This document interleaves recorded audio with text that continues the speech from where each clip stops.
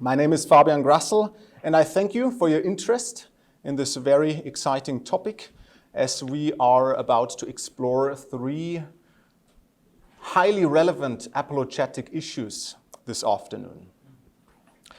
Obviously, the three areas, Crusades, witch hunts, Inquisitions, are rather grand and big, and each theme would really deserve a series of lectures by itself. So what we can do in the next 75 minutes is we can give a brief overview and really whet appetites. And if you wish to go further, then at the end of the handout I have attached a bibliography, so for you to dig deeper should you wish to do so.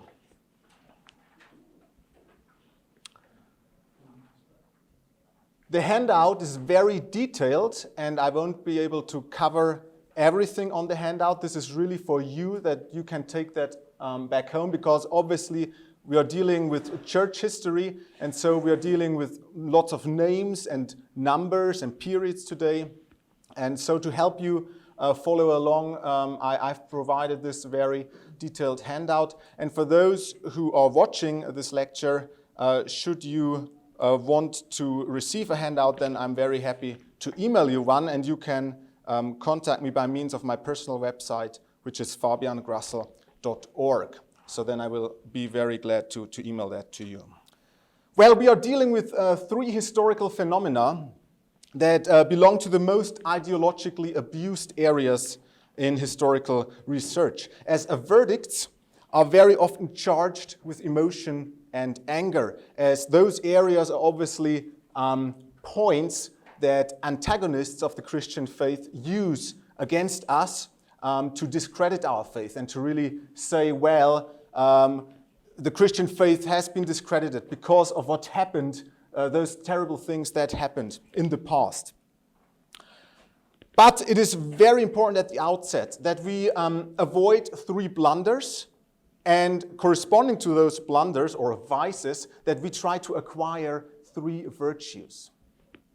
And those three blunders and the three corresponding virtues correspond to the functionalities of our soul. So it's a nice structure. Our souls consist of intellect, will, and emotions. And what we want to strive for as we engage with those areas, we want to strive for accuracy in perception. We really want to understand what happened. And what we want to avoid is the secular blunder, very often secular blunder of fact twisting. That's what we want to avoid. We want to look soberly at the facts and evaluate what has happened as good as possible. The next blunder is a more Christian blunder, and that blunder has two sides. One is excusing away what happened. We don't want to do that. We don't want to excuse away what happened, but we also should be careful in excusing for everything that happened. So those two blunders, excusing it away as if nothing happened, or to be over-apologetic and excuse ourselves for everything that happened. We own our history, and the word own is put in italics. This is our history, we own it, and we deal with it. And the third blunder is more of a Protestant blunder, and this is blaming Roman Catholicism for everything that has happened in the past. And we should not do that either. And here, again, we own our history, but now the personal plural pronoun is we, and that is put in italics. It is our history, and we own it as well. It is not just a Roman Catholic thing, it is a Christian issue we are dealing with here. And so we want to develop a desire to understand. We want to understand empathetically those people in the past and why they did what they did. And we don't want to excuse away or excuse for those things. And then finally, politeness in communication would be the third virtue, as we try in conversation to be really polite and friendly and loving as we try to bring the facts across. And we are not blaming or do not necessarily want to blame anyone. So those 3 virtues and 3 vices we are looking at the very beginning. And all this is based on Romans 2:2, really. We want to be transformed by the renewing of our minds as we discover the past. We want to be renewed and transformed. Great. Along these lines, let us start and let us begin with the first block, which is the Crusades. And we are primarily dealing with the first crusade, because this really sets the foundation for everything else that came afterwards. And if you are interested in the other crusades, you find a brief overview on your handout under Appendix A. But we will not cover the other crusades in this talk, but you'll find an overview on your handout. And this is by far the most popular historical argument that is directed against Christianity. For example, 3 American presidents in recent history, Bill Clinton, George W. Bush, and Barack Obama, all 3 of them, they referred publicly to the Crusades with diverging intentions, to be sure. And each statement sparked heated debate afterwards. So this alone shows us this is a very emotional topic, the Crusades, and it is often used on both sides to justify or criticize and blame. But let's have a closer look. Let's go back, and we travel back into the year 1095. We travel to the nation of France. Well, back then it was not a nation proper yet, but to the region of France. And we notice Pope Urban II, and he was residing over a church council, the Council of Clermont in 1095, and the prime purpose of this council was nothing to do with the Crusades at the beginning, but one of the main purposes of this council was to proclaim the so-called truce of God. What was the truce of God?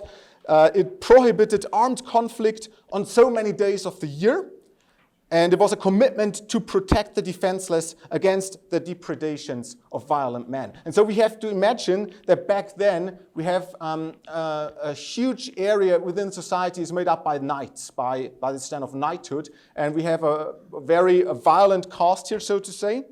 And France back then is having domestic troubles as those knights keep fighting each other and are the reason and cause for violence on French soil.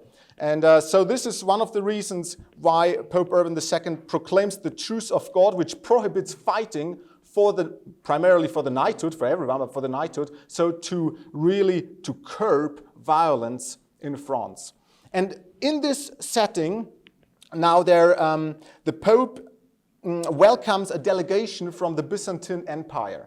The Byzantine Emperor Alexius I, he is appealing for help because there are Seljuk aggressions in the east, and Islamic forces have made forceful attack on the Byzantine Empire. And so Alexius I is under pressure, and he's calling for help. And originally, he only wanted between 500 knights up to 2,000 knights. He did not call for a huge army, he just wanted military help. Plus, the Pope heard news that Christians in the East were persecuted by Islamic forces and Islamic soldiers. And so this adds to the atmosphere in Clermont. And before this background, Pope Urban II now calls for the soldiers and the knights to take up their crosses and march towards Jerusalem to free the Holy Land from those Seljuk aggressions that have taken place, and that already started in the 1070s, really. So we already have 1 to 2 decades of Islamic aggression in the East, and the Pope here sees a chance to support the afflicted brothers in Christ in the East. And so he makes a call to arms, and he's overwhelmed by the reaction to his speech. He gives one of the most brilliant speeches in the whole of the Middle Ages, and he himself is surprised by how the masses react and how this message is carried across Europe and how knights take up their crosses, so to say, based on the passage in Matthew. And they marched towards Jerusalem. And we have to understand primarily, first of all, the theological nature of the First Crusade. It was, first of all, a brand new and revolutionary idea to fight for your forgiveness. That was a brand new thing. So it was a penitential. It was penitential in its nature, the First Crusade, as the Pope promised complete indulgence for sins for everyone who was marching towards Jerusalem. Plus, there are other motives that played into this. I already mentioned the aggressions on domestic soil, and so the Crusades really were a chance to channel the knights' aggressions as they stopped fighting each other and took a common cause, fighting for God's cause as they marched towards Jerusalem to free the Holy Land. And so this had some very nice side effects because it pacified France. All the violent knights were marching off, so to say, towards Jerusalem, and it was a good side effect for France. And thirdly, it was not the crusade, the First Crusade was not primarily missionary. In fact, it was not missionary at all. The knights did not set out to convert the Muslim forces, but the leading church historian in Great Britain, or the leading, not church historian, excuse me, the leading historian on the Crusades in Great Britain, Jonathan Riley Smith, he published a paper called Crusades as an Act of Love. And so a very important motive for the knights was also they saw their mission as an act of love for God. They were fighting on God's behalf, and plus they were fighting for their oppressed fellows in the East, for their Christian brothers, and they wanted to free them. And now we move forward. The march on Jerusalem took about 3 years, and it was one of the greatest military feats in medieval times. They covered a huge distance, and originally we have rough numbers, about 120,000 soldiers, knights, making the march. And finally, in 1099, we have about 2,000 knights and about up to 10,000 soldiers who actually finally arrive in Jerusalem. So we have a huge loss. People die along the way, or they return and go back home. So we have a very reduced number that actually arrives before Jerusalem. And they besieged Jerusalem, the holy city, and on the 15th of July in 1099, they breach the walls, and they take the city, and they cause havoc. And it is really a massacre that is taking place. And an anonymous eyewitness provides us with this phrase that is really symbolic for the medieval times. The soldiers, the Christian soldiers, as they took the Temple Mount, they were wading in blood. And we have different accounts. Some say the blood was up to their ankles. Others say even higher. So there's a very strong emphasis on blood and on violence. And this picture has been used time and again against the Christian cause for the brutality and havoc that the knights caused. And so we want to quickly focus on this phrase, on this emphasis on blood, so to understand really what was going on here. And we have to appreciate, first of all, that the knights had a very specific role model. They had an example, a historic example that drove them on, that spurred them on. And that role model can be found in the Maccabeans. The Maccabeans were fighting for independence about 167 before Christ. It started the war for independence against the Seleucids, who oppressed them and who defiled the Holy Temple in Jerusalem. And so the Maccabees were successfully driving the Seleucids out. And we have two very explicit passages. The first is in 1 Maccabees 5:51, and the second in 2 Maccabees 12:16, where there is a great emphasis on blood and on this idea of purification of the temple and other holy sites. So the Maccabeans, they wanted to purify and cleanse the temple as it was defiled by the Seleucids. And now the Crusaders have this picture in their minds, and they really want to outdo their Maccabean examples as they take Jerusalem, and they want to purify the holy city, the bride of Christ, really, as they take it. And the theological key can be found in the words of William of Tyre, a chronicler. He was not an eyewitness, he lived a little bit later, but he provides us with a vivid account and really with a key to this emphasis on blood. Quote, "This bloody deed happened according to the just verdict of God, that those who defiled the Lord's sanctuary would purify it by their own blood." End quote.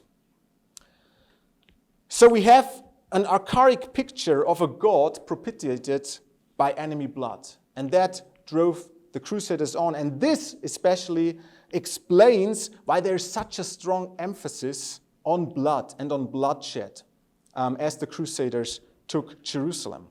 And it is interesting to compare that with Islamic sources who report that event. Because in the Islamic sources at the time, we have a lack of this emphasis. There is no emphasis on blood in the Islamic sources at the time. So this further confirms this thesis that there is a theological motive behind this emphasis on blood. Plus, obviously we have hyperbole here. It is a great exaggeration. We have that in other cases. For example, at the Council of Clermont, one chronicler says, well, there were 100,000 listeners listening to the Pope. And we know that this is impossible. There were around 5,000 listeners back then. So hyperbole is coming in as well here. And finally, in addition to the theological motive, we have another aspect that it is quite literally physically impossible that the soldiers were wading in blood. It was just not doable. The historian Thomas Madden states that, quote, "It would require the blood of almost 3 million people to fill it, the Temple Mount, to ankle depth." And the population of Jerusalem back then was around 45,000. Modern descriptions, Madden goes on to say, modern descriptions of Crusaders wading through streets of blood turn a historical massacre into little more than a cartoon, end quote. Now, let me emphasize, I'm not excusing away what happened. It was a historical massacre and it was terrible what happened back then. But we have to be careful that not to use such emotionally loaded language as wading in blood to distort our perspective, really, and to understand why there was such an emphasis on bloodshed in this particular case. Furthermore, in dealing with the Crusades, it is important that we also appreciate the positive effects and the positive consequences that came out of it, and not just the negative things. And here we can list a number of things in terms of positive outcomes. We have positive consequences in terms of education and culture. We have the works of Aristotle discovered and translated. We have new words and mathematical innovations, Arabic numerals, for example. We have new everyday objects, musical instruments, food and fruits that were brought back from the East and that enriched daily life on both sides. We have social and political consequences, second. We have emergence of the urban middle class. We have economic revival, farmers gaining more independence, women gaining more self-confidence, as many men marched off and it was left to the women to run the show back home, so to say. There was another side aspect. A third one, music and the arts. We have the emergence of the minnesong with the famous picture of the troubadours, and that's really an Islamic notion that was brought back to the West. And we have the emergence of lyric poetry. And finally, in terms of politics, we have the gradual emergence of a profane nationalism and independence of ecclesiastical paternalism. So here we have the roots for that. Finally, there's the world historical effect. And quite a number of historians have emphasized that by means of the Crusades, an Islamic takeover of the West was prevented by perhaps 300, 400 years. We have the fall of Constantinople in 1453, and historians claim that without the Crusades, an Islamic takeover would have taken place much, much earlier, and there would have not been the development of a free Christian Europe as we know and cherish today. So this is quite an interesting perspective on the whole issue. Let me finish this first block by way of 3 points regarding conclusion. First, the Crusades are a very specific historical phenomenon, and they must be interpreted as such, that is, historically. They could not have happened at any other time, but only under very specific historical conditions. The Crusaders were neither more cruel than their Islamic counterparts, for example, the fall of Constantinople in 1453, and we have a whole host of Islamic military expansion and activities in light of this. Nor were they more cruel than their secular counterparts. For example, the French Revolution with about 50,000 victims, or atheistic regimes in the 20th century. So we must avoid a double standard in judging the Crusaders, and we really have to put them into the greater historical picture and to see the whole picture. Plus, second, we must not take specific historic failures as essential criterion, but rather we want to judge a worldview, in this case the Christian worldview, we want to judge it holistically. And so we have to ask, is what we see here, is this a coherent outworking of Christian belief? I mean, the Crusaders did not find those commands to march on Jerusalem, they did not get that out of the Bible. Yeah. So we really have to ask, what are the other elements in play here? And is this really a consequence of our Christian faith, what happened here? Or is it not rather an abuse of the principles that Jesus of Nazareth has taught us? And thirdly, we need really a both-and approach. Yes, we condemn the massacres. No, we do not reject the achievements nonetheless brought forth in those times. And I mentioned just a few of them. So we want a both-and approach, seeing both the negative and the positive. And so we conclude with, again, Thomas Madden, as he states, quote, "In the Middle East, as in the West, we are left with a gaping chasm between myth and reality. Crusade historians sometimes try to yell across it, but usually just talk to each other, while the leading churchmen, the scholars in other fields, and the general public hold to a caricature of the Crusades created by a pox of modern ideologies." End quote.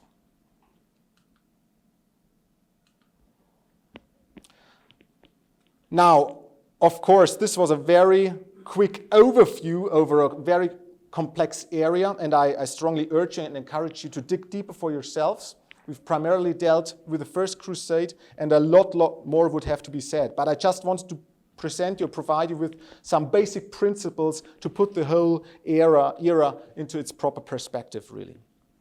Okay, let us move on, because now, and before we make some time for discussion, because with the next step, we can see that there is a link between the Crusades and the Inquisitions, and this will be our next block, so we quickly cover that. Not every crusade, of course, was fought and waged in the Holy Land. We have other crusades, and the one we are concerned with here now is the crusade against the Albigensians, or the Catars. The Albigensians were a cult. They were not a mainline Orthodox Roman Catholic Christianity back then. And they had a very, again, a complex worldview. Basically, they entertained a dualistic worldview where two eternal forces, good and evil, are fighting each other, are in constant conflict. And the Albigensians or Catars they regarded all matter as inherently evil.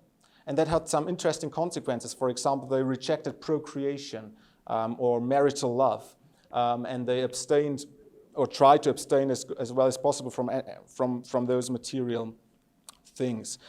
And the interesting issue is they are called Albigensians because they have their roots in the French city of Albi in the south. And here the red area is really the area where they were active. And this is the area of Languedoc. And in this area, importantly, some noble houses took up their cause and began to persecute Roman Catholic priests and believers. So they became rather aggressive, and they were gaining momentum in the south of France. And the Pope, back then, Pope Innocent III, who died in 1216, he was rather unprepared for this crisis. And at the beginning, he tried a policy of toleration towards the Albigensians. And he tried to dialogue, but as this did not help, and as they were spreading more and more, and as they became more aggressive, especially with regard to the priesthood, well, what did Innocent III do? He called in the cavalry for help, and that's never such a good idea. So he called on the state for help, and as the French king marched on the Albigensians, he supported his cause, and he supported and called actually for the Albigensian Crusade, which took place from 1209 till 1229. And in this period, the Inquisition was officially established in 1215 by the Fourth Lateran Council. And this is another crucial step because Pope Innocent gave the Inquisition permission also to charge and to charge heretics. But that was not the original intention of the Inquisition.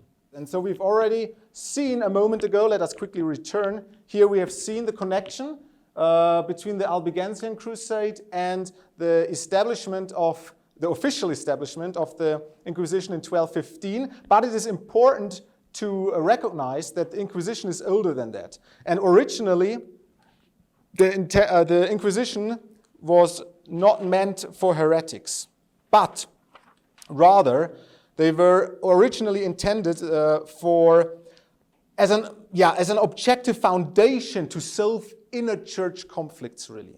In other words, the Inquisition was originally intended for misbehaving bishops and to have a basis on which to judge them. Nonetheless, our public picture that we have, the Vox Populi, so to say, is also with regard to the Inquisition a very negative one, not very surprising. And Henry Charles Lear was a famous historian, and he, at the beginning of the 20th century, published a 4-volume work, A History of the Inquisition of Spain. And in this work, he really paints the picture of an omnipresent spying and extermination machinery. And so this is the sort of picture we have when we hear the word Inquisition today.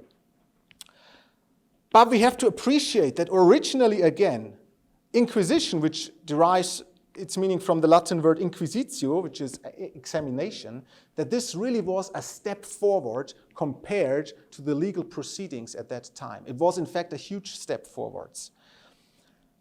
Because the church laid a heavy emphasis on forensic and legal proceedings. For example, the finding of facts, required presence of the defendant. Accusation had to take place through an official. There had to be eyewitnesses, and importantly, there had to be a confession. There was no judgment without confession. So compared with other legal proceedings at the time, this was a great step forward. And according to canonical law back then, no enforced confession was permitted. In other words, torture was not allowed yet. And so we have here, with the Inquisition, we have the manifestation of a rational mindset.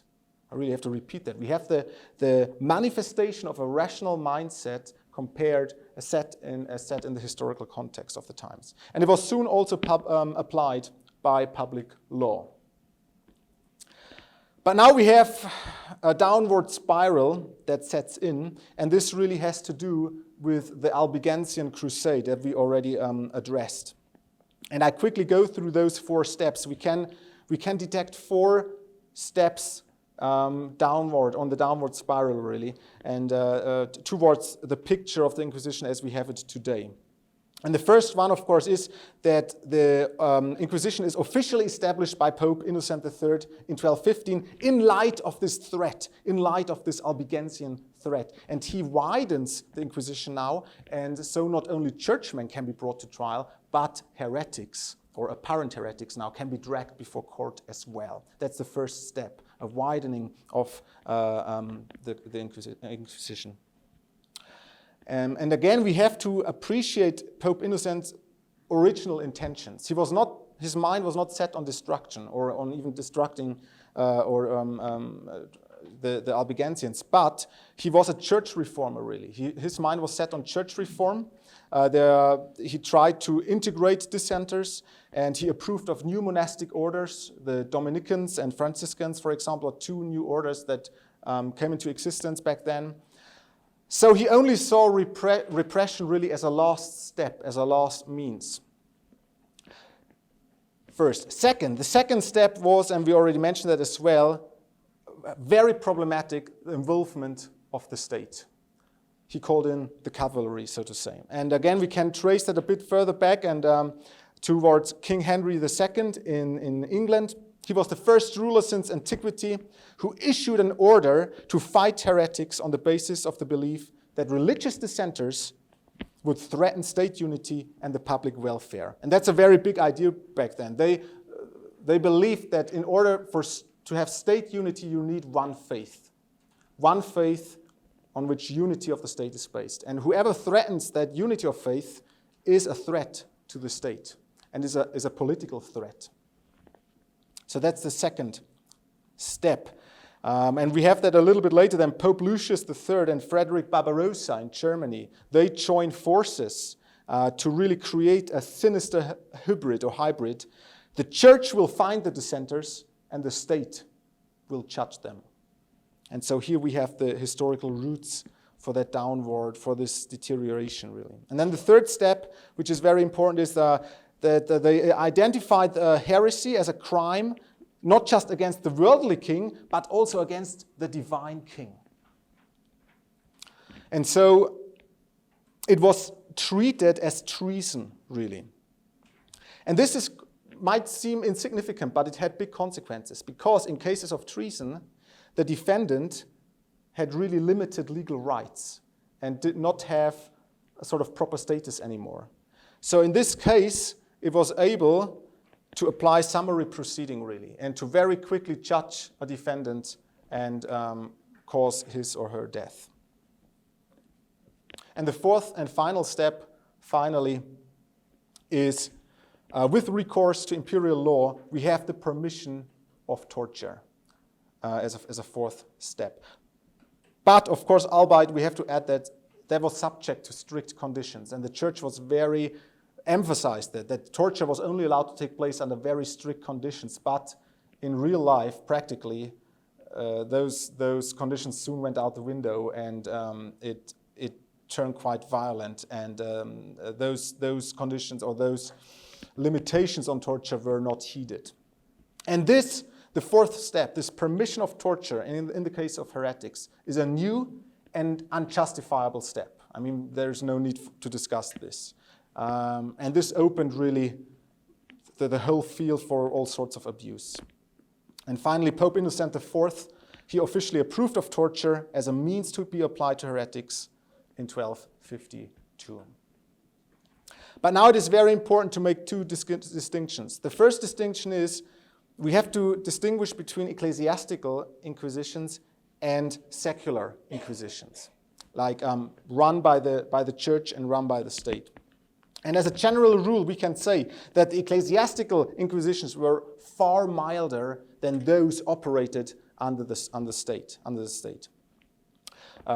Just one example, I quote American historian John Tedeschi, quote, "The Holy Office was a pioneer in legal reform," end quote. That's what he says, a pioneer in legal reform. Just as it was a pioneer in the field of legal punishment at a time, quote, when secular judges had no other options but stake, mutilation, galleys, or exile, end quote. And the important moment here is, the historical moment is that gradually the Inquisition became a state affair. The church initiated it, but the state took over. And a very good illustration for this is the Spanish Inquisition. And this is our second distinction. We have to distinguish between different inquisitions that took place at different times and in different places. And so the Spanish Inquisition is really the one that gives us this picture of brutality and abuse nowadays. But there is an essential difference between the medieval Inquisition and the Spanish Inquisition, because in Spain, it very quickly became an instrument of the state.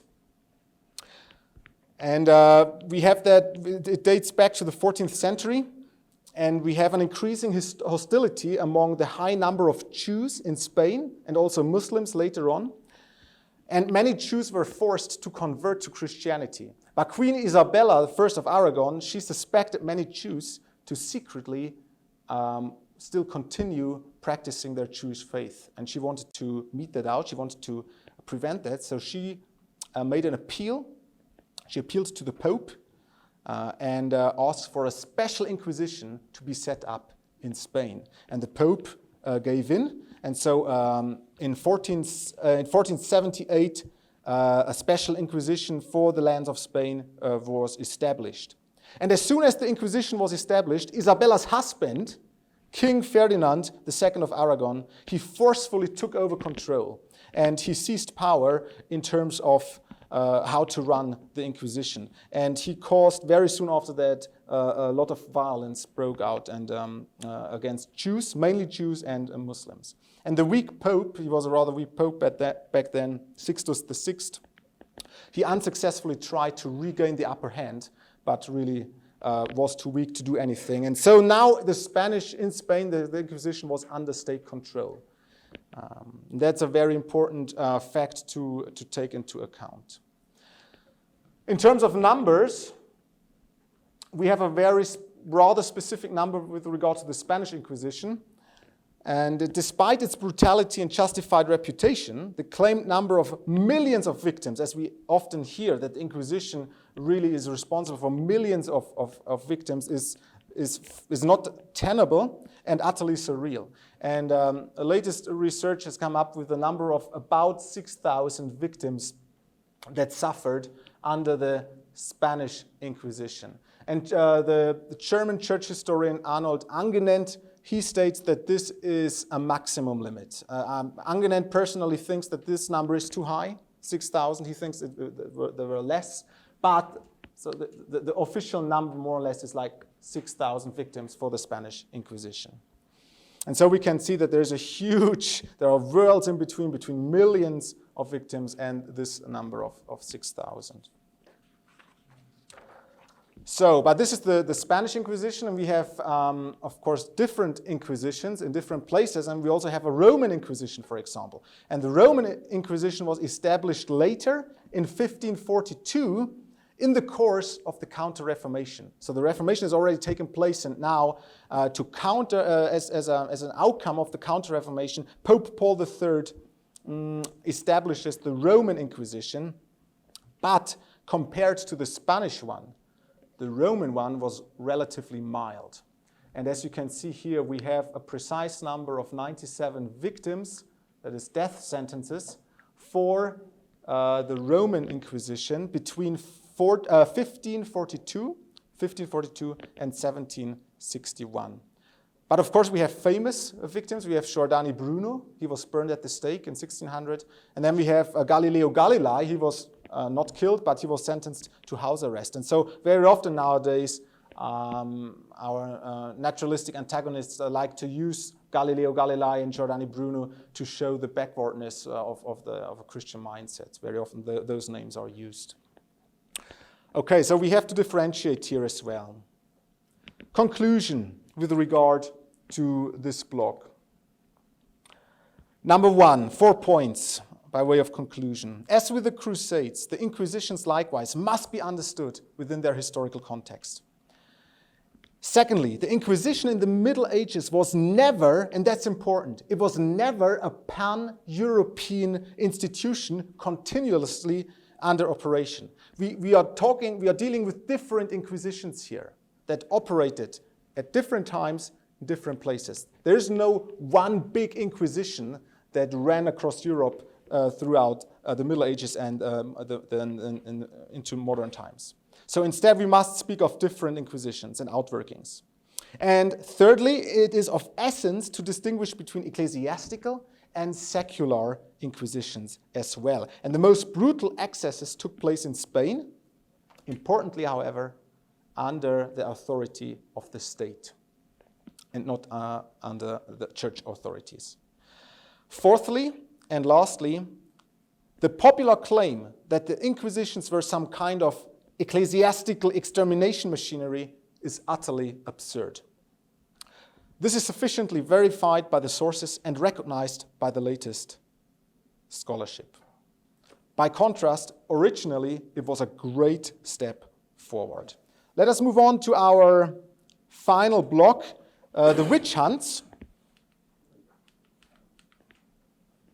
And again, here it is getting especially interesting in terms of public opinions, because here we have all sorts of accusations with ideological backgrounds chiming in. For example, already the Nazis tried to use the witch hunts to discredit the Roman Catholic Church. Heinrich Himmler in the 30s tried to come up with a number of 9 million Germanic victims, already like Germans that were already suffering under persecution because the Roman Catholic Church wanted to persecute the Germanic race in the Middle Ages already. So we have a strong ideological motive here, and Himmler did not succeed, or Himmler's officials did not succeed. In the end, they came up with a number of about 30,000 cases, and then they dropped the whole issue. But already the Nazis tried to use the witch hunts to discredit the Roman Catholic Church in particular. But then furthermore, we have radical feminist voices that, of course, see in the witch hunts a fierce attack on femininity and womanhood. For example, Mary Daly, she claims that the genocide, the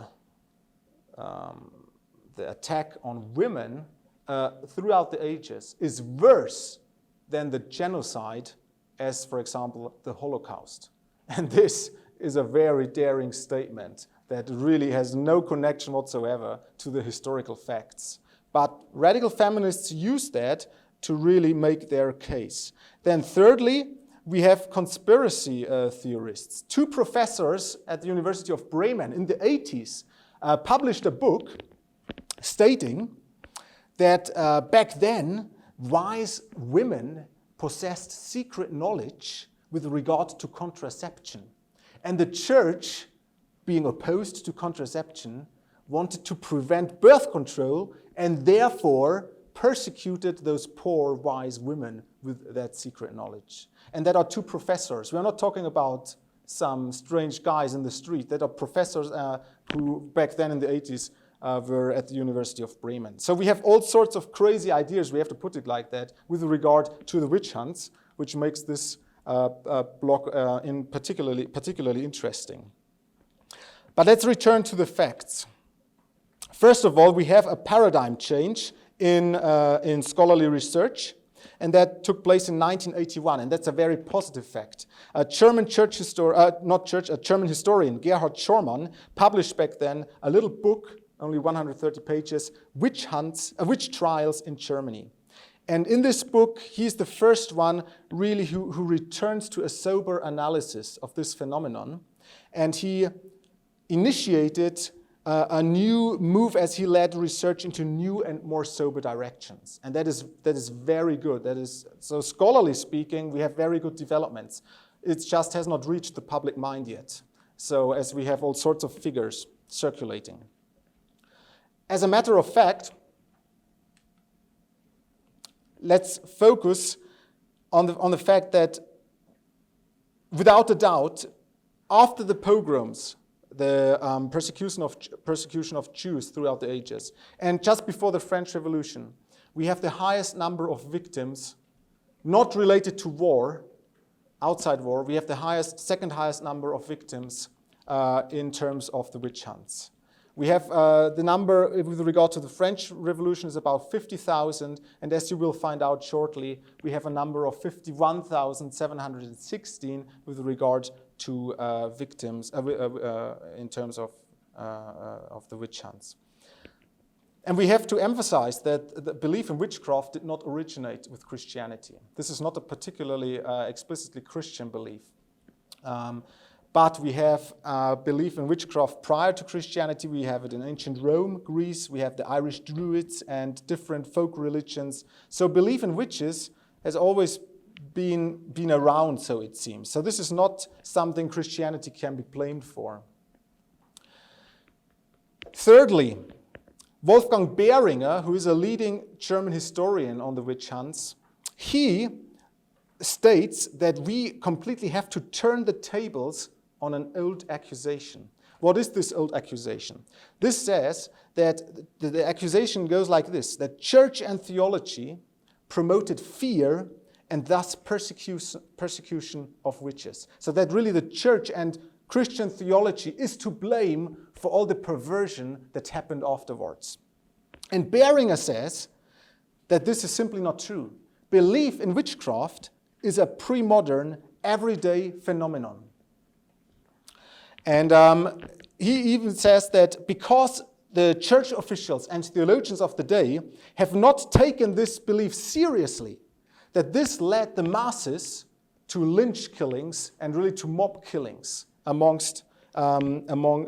case of the witches. And one famous example is Regino of Prüm, who died in 915, and he's the first one who reports a so-called flying witch, the phenomenon of a witch flying through the air. And he reports that this has been observed. And how does he interpret it?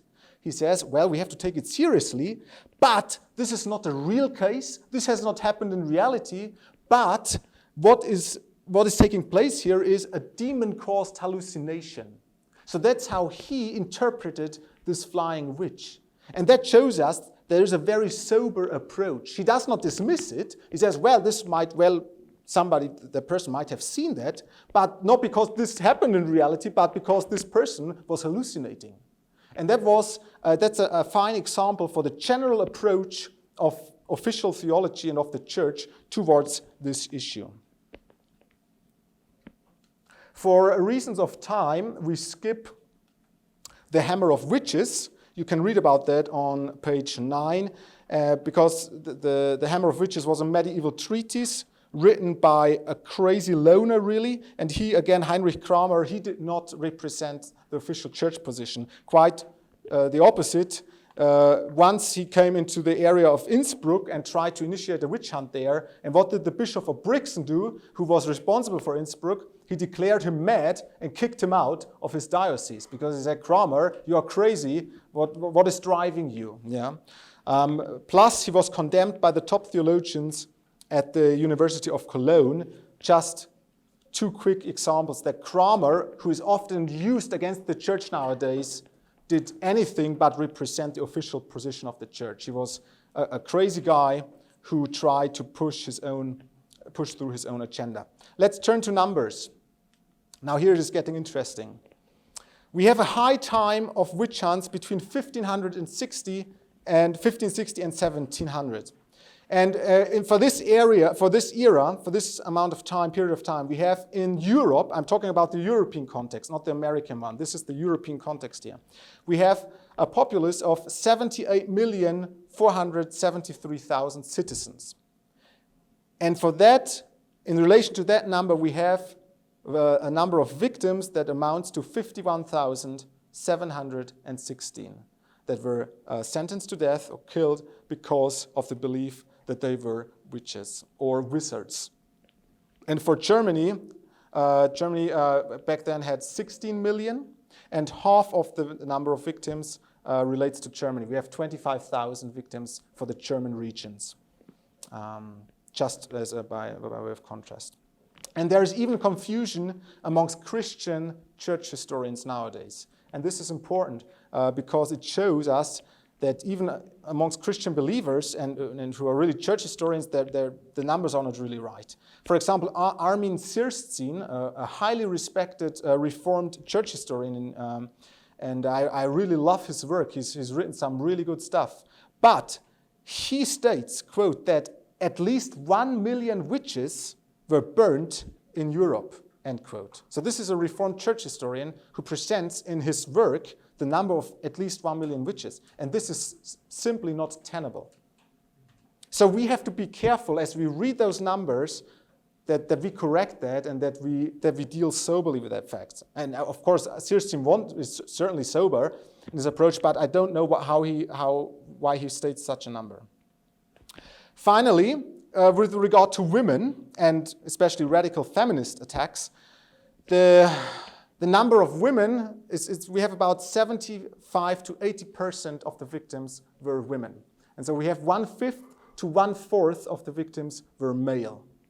So this also puts the whole feminist accusation a little bit in its right context. And the main reason why people were dragged before the courts, and very often village courts, was not because church theologians were misogynistic or had a problem with women, but the reason was denunciation. Neighbors denounced other neighbors or people they had a problem with, and so they simply went to the town council or village council and claimed, well, I think there is some witchcraft going on here, to put it bluntly. And that was the main reason. So accusations did not come from above, but not from church theology or theologians, but from below, from the masses. And this suggests that women were not only victims, but also culprits, as it was often women who denounced their female, other women in the village or town they had a problem with. And we have some very interesting specific studies recently that do research with regard to this phenomenon of women, the involvement of women in accusation. Conclusion. German church historian Lutz von Papenburg states, 1, that in terms of the witchcraft, we have an unfortunate combination of governmental, legal, and also theological aspects blended in with a volatile atmosphere amongst the populace. In other words, we have a high degree of superstition amongst the populace with regard to witchcraft. Secondly, it was precisely not the papacy or church, but governmental authorities and populace who were the driving force. Thirdly, the strongest criticism came from within the churches. Theologians like, for example, the Jesuit Friedrich Spee strongly criticized the witch hunts, and his work was later used by Leibniz, for example, or Thomasius, Enlightenment thinkers, to oppose witchcraft. And very often we hear today, well, it was thanks to the Enlightenment that we got rid of witchcraft, but that such eminent thinkers like Leibniz and Thomasius used the work of a Jesuit theologian, well, we don't hear about that often. And thus, Papenburg concludes that in this case, the witch hunts, the church is not guilty. He announces a not guilty verdict. So let me conclude before we make 1 more minute for questions and discussion. Our Christian worldview endows us, the person, the I, with immeasurable worth. And as Richard Weaver has stated, ideas have consequences.